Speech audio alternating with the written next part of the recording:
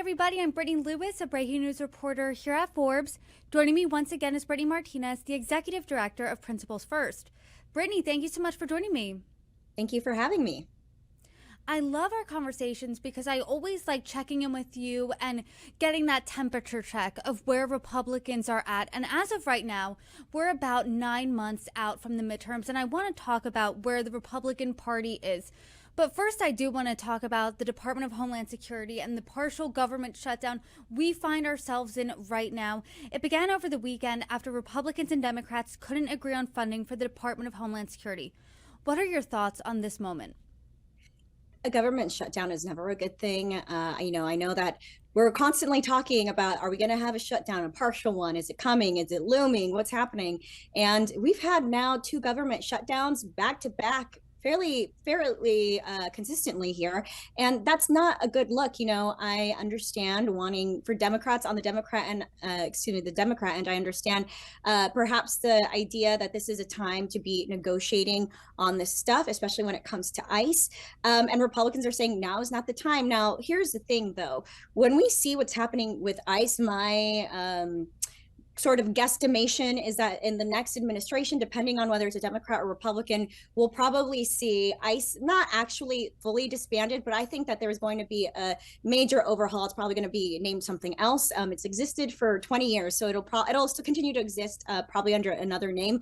But we're weeks now removed from everything that's been happening in Minneapolis specifically. And so the American people are an intelligent people, but we're also overcome by the 24/7 news cycle. I mean, think about it. 10 days ago was the Super Bowl and all the drama with Bad Bunny, right? And we haven't been talking about that now for days. So my concern here is that in trying to pursue this government shutdown for these reasons, the American people aren't really going to remember. All they're going to remember is the government is shut down. And that means that some people aren't getting paid. To that point, the first government shutdown in October, November was over healthcare. This one's over DHS funding, and Democrats want to see reforms to ICE and other guardrails imposed on DHS, and I'll list a few, like making sure immigration enforcement is targeted, prohibiting immigration enforcement agents from wearing masks, and implementing a use of force policy. How close do you think negotiations are going, and where do you want to see Republicans at when it comes to these negotiations? Because ever since we saw those immigration operations in Minneapolis, in Minnesota, Republicans too, according to polling, thought that ICE was being aggressive, ICE was going too far. I don't think that this is a winning issue for Republicans when it comes to immigration and ICE and sort of all of those things themselves in this moment. So what I will say is, as far as negotiation, I wouldn't be surprised here if the president steps in and kind of oversteps Johnson. It wouldn't be the first time that we will have seen him do that and starts to negotiate. Even though maybe Republicans are trying to play some hardball here, I think that is definitely an avenue that we may see because we've already seen it before. Now, as far as the tactics, ICE is using and deploying, I think that some of these changes that Democrats are trying to make are very common sense. No masks. Well, guess what? Republicans have been very anti-mask since the COVID times, right? So now all of a sudden, why are we so pro-mask? I think some of these things make sense to the average American person who is not following politics the way you and I are. And I think they're going to have to come to the negotiating table and make some of these decisions for the American people. On a more broad sense, I'm curious how you think Republicans should go about the immigration issue in general when it comes to the midterms, because border crossings are way down compared to the historic highs we saw in the Biden administration. But then that's not really being talked about, right? What was being talked about largely in the news since January onward was ICE in Minnesota, the shooting of 2 American citizens by federal agents.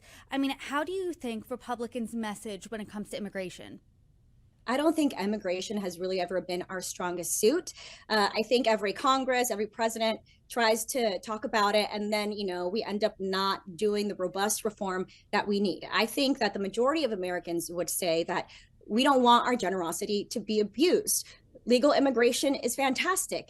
that is what makes America great, just one component, and diverse. Those are all wonderful things. I do think that it's important that we differentiate between that and illegal border crossings. Now, stopping illegal border crossings is important. That's what Americans ranked as one of their top things going into the 2024 general election. But with that being said, what we've seen is probably not what Americans had in mind. We've seen a lot of dehumanization, a lot of cruelty, children being separated from their families. And a lot of Hispanic Republicans have come forward and say, hey, we got to do something different, or we are going to lose that Hispanic vote that we've just started now to gain. So I would say that rhetoric matters. The way that we talk about people matter. Now, like, I'm not talking about the, everyday criminal who's done these really terrible things. I'm talking about the person who's been in this country for 20 years, illegally, yes, but has built a wonderful life for their family, has been involved in their community. Those are the people that the average American doesn't necessarily care about kicking out of this country right away. It is those criminals. And I think that the government, the administration really needs to put focus on that and stop terrorizing not just these people who maybe shouldn't be here, but also American citizens. We've seen all the videos of people saying like, oh, well, you have an accent. That must mean you're an illegal immigrant, while the person with ICE also has an accent, right? I mean, that's so offensive. There's so many components to being Hispanic, for example, and I think that we have just seen ICE abuse its power, and Republicans really need to reel it in. And then when you're looking more broadly at midterms, history indicates that the party in power loses seats in the midterm elections. That's just, what the history books dictate. And Republicans obviously have control of the White House, the House, and the Senate, slim majorities in the House and the Senate. But I want to talk about some new Economist YouGov poll numbers, not looking too good for President Trump or Republicans in general. President Trump has a 39% approval rating. 47% of voters said that if elections were held today, they would vote for the Democratic congressional candidate versus the 40% who would vote for the Republican. And independents are preferring Democratic candidates over Republican candidates, 44% to 22%. As a Republican, you hear those numbers. What are you thinking 9 months out to Election Day? I'm not shocked. I'm not shocked at all. I think, well, one, to your point, the party in power and the White House usually doesn't do great during midterms. But also, this is a president who likes to claim he's accomplished all these things. The economy is the best. This is the best. And in reality, that's not necessarily the case. And Americans are paying attention. They know that's not the case. Just because you say something doesn't mean it's true. I think Americans are doing their research, which, when something is coming directly out of the White House, out of the administration, those should be sources that you trust. And I think people find themselves saying like, actually, let me double check that and make sure. So when Americans think, especially Republicans who voted in President Trump, say, you know what, his promises haven't been kept, that's alarming. And Republicans should be alarmed. The president should be alarmed. Obviously, he's not going to be able to run for re-election again, as much as they like to troll and suggest that. But it is a signal for Republicans moving forward, like, hey, it might be time for us to change and pivot here. I do want to talk about what you think that signal means and how loud it potentially is blaring, because the results of a special election race in Texas at the end of last month have been described as a political earthquake. They've been described as a wake-up call for the Republican Party. A Democrat flipped a state Senate seat in a district that not only President Trump easily won in 2024, but a district that a Democrat hasn't represented in the state Senate in 4 decades. And just to really pinpoint how massive this swing was, 2024, President Trump won the area handily by 17 points. Then the Democrat in January won by 14 points. That means it was an over 30-point swing. If you're a Republican, what are you thinking now, and how do you see the writing on the wall there and approach your race? I'd say this is a referendum on Republicans.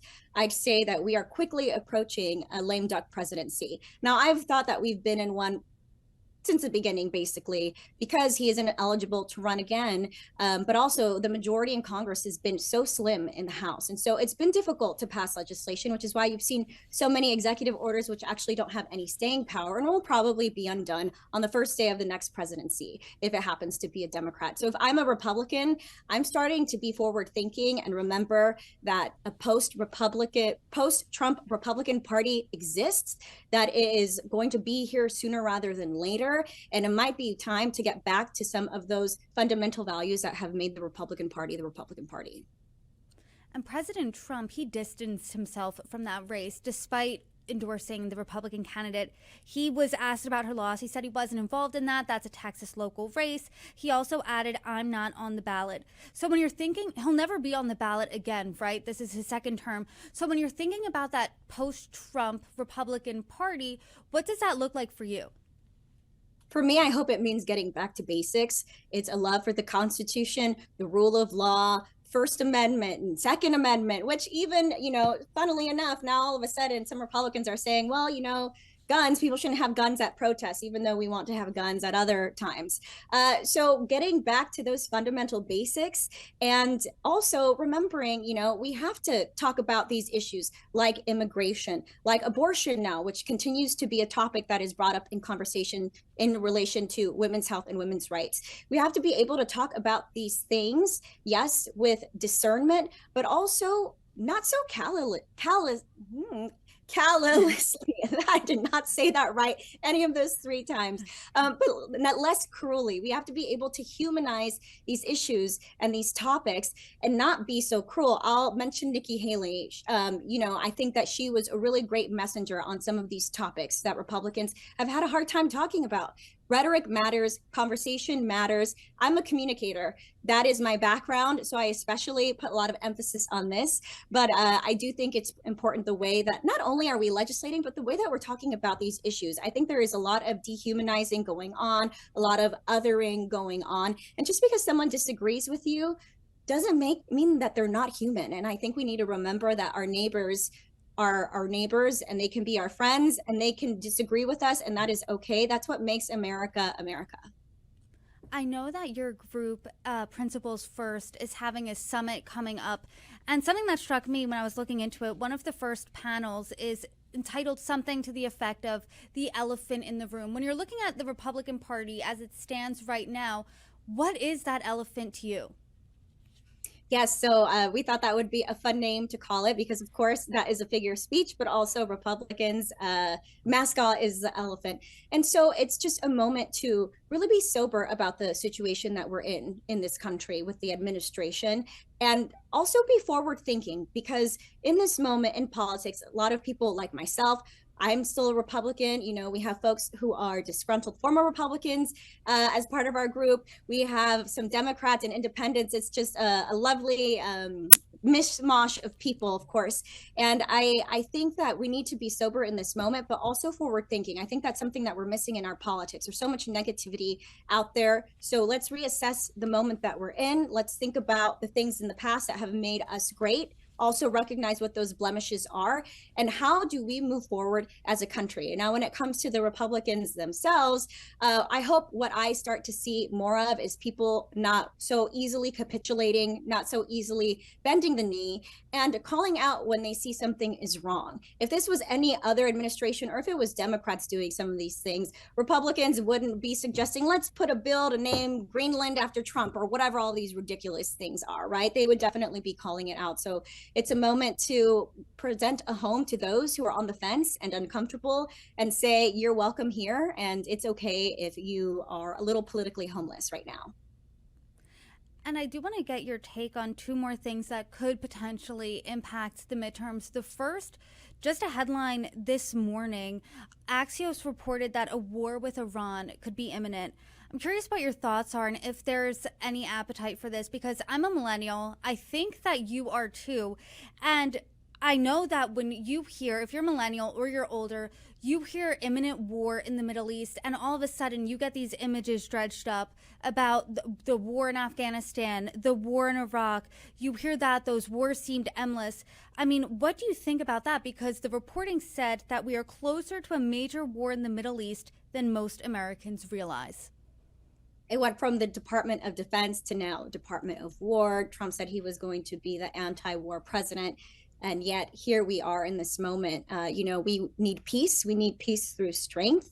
I think that those who are in those positions of power that we would normally look to for guidance because of their expertise, I think that they are lacking in this moment. As someone, for example, Pete Hegseth, I think is probably one of the worst of the cabinet secretaries that we have in this moment. So when I hear that, that is incredibly concerning. Say I am a millennial. So yes, to your point, and the war on terror and everything that happened in the Middle East as we were growing up and a little bit older. And, I think that we do have the best military in the whole world. I also think that someone who claims to be the top artist in negotiation might be able to better negotiate us not having to enter this. And ultimately, what we want is to ensure that Americans are protected, of course. And, when we have adversaries like Iran, for example, we do not need to necessarily be putting ourselves and our American families and military in that position. If we don't have to, we shouldn't be doing that. And then finally, we always say this in every conversation where affordability comes up, it's the economy, stupid. I am sure that affordability, the economy, will be the top issue in the midterms. And we've talked about this before, right? Democrats lost in 2024 because of the economy. Now Republicans, it seems like they're falling into this same trap where Americans are saying, I don't feel good about the economy right now. The cost of living is really high. It's higher than it was last year. I have a pessimistic outlook on the economy. And Republicans are saying, no, hold on. It's good. It's good. It'll catch up.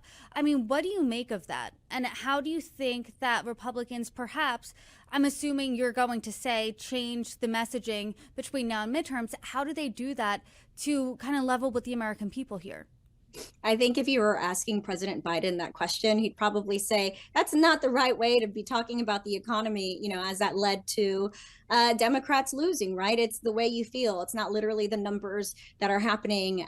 So yes, I think that the best way, and here's something that we don't ever really see from the administration. They make a mistake, they call someone a domestic terrorist, or they do X, Y, Z. They never take accountability or ownership for it. They only ever double down.